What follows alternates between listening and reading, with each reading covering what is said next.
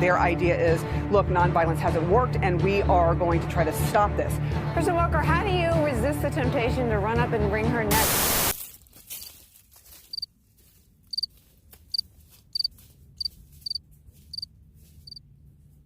Democracy is under siege. People need to start taking to the streets. This is a dictator. This is people.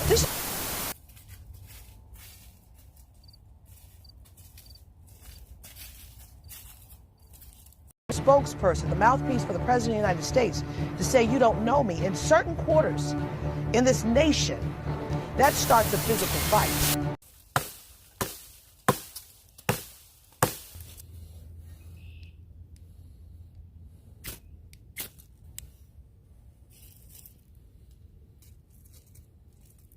We will, as per Chief Jim Hopper, punch some people in the face.